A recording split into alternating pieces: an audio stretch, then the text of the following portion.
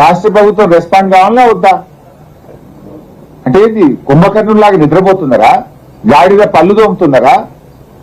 గోదావరి జలాలకు తెలంగాణకు తీవ్ర అన్యాయం చేసే విధంగా ఈ మినిట్స్ వచ్చినాయి.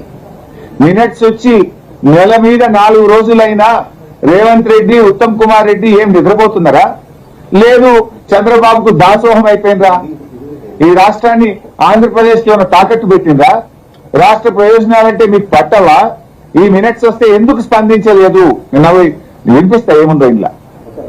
అంటే అసలు ఈ మీటింగ్కే పోను అన్నారు. మీకు తెలుసు కదా, అసలు ఈ మీటింగ్కే పోము అన్నారు. పోము అని మీటింగ్ కు ఎందుకో మోకాళ్ళ మీద పరిగెత్తిపోయింది. మళ్ళీ ఏం చెప్పిండ్రు? మేము ఒక ఉత్తరం రాసినాం, ఈ మీటింగ్ లో గోదావరి బనకచెర్ల ఎజెండాలో లేకుంటేనే మీటింగ్ పోతాము అన్నారు. మీటింగ్ లో గోదావరి బనకచెర్ల అంశం, గోదావరి నల్లమల్ల సాగర్ అంశం లేకపోతేనే మీటింగ్ కు పోతాము అని మీ అందరికి తెలిసి ఉత్తరం బయటకు వచ్చింది. ఇది మీటింగ్ మినిట్స్. ఫస్ట్ పాయింటే గోదావరి నల్లమల్ల సాగర్. చదివి వినిపిస్తారు.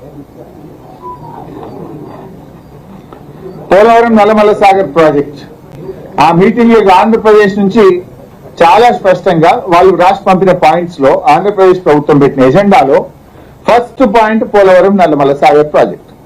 మరి ఎజెండాలో ఆంధ్రప్రదేశ్ పోలవరం నల్లమల్ల సాగర్ పెడితే మేము మీటింగ్కే పోమన్నారు కదా, ఎట్లా పోయింది మీటింగ్ కు? ఎట్లా పోయి మీటింగ్ లో కూర్చున్నారు? అంటే మీకు ఎందుకంత భయం?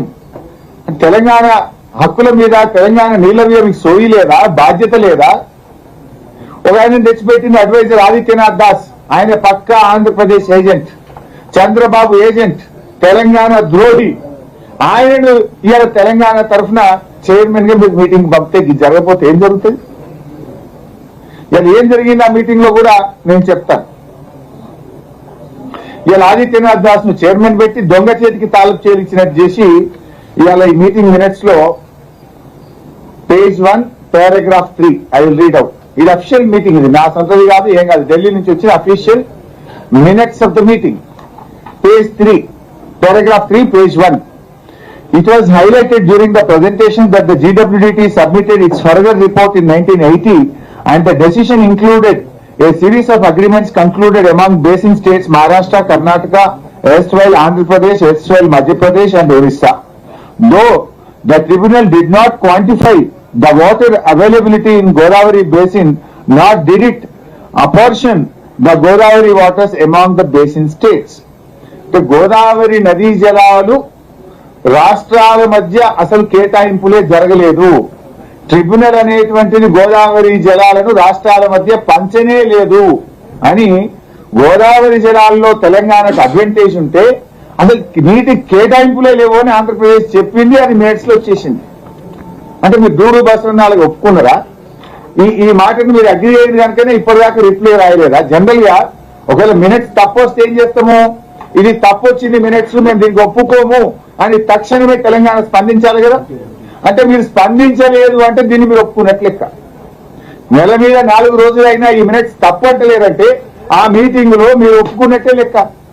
ఇంత దారుణంగా తెలంగాణకు రాష్ట్రాల మధ్య గోదావరి జలాల పంపిణీయే జరగలేదు అని చెప్పి ఇది కేంద్ర ప్రభుత్వం ఆంధ్రప్రదేశ్ తెలంగాణ మధ్య జరిగిన మీటింగ్ మినిట్స్ ని పంపింది. వాస్తవం ఏంది అసలు? అసలు ఎవడనేది GRM బోర్డు అన్నాడు. గోదావరి రివర్ మేనేజ్మెంట్ బోర్డు యొక్క కామెంట్ ఇది. గోదావరి రివర్ మేనేజ్మెంట్ బోర్డు అన్నది అంట.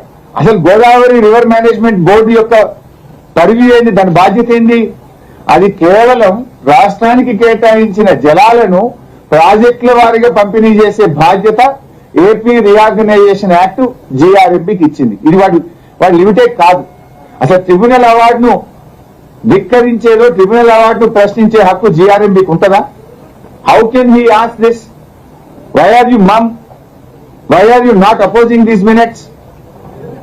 ఇక్కడ విషయం ఏంటంటే అసలు ట్రిబ్యునల్ కే చట్టబద్ధత లేదు అని GRM బోర్డు అంటుంది. తప్పు కదా. వాస్తవం జరిగింది ఏంది?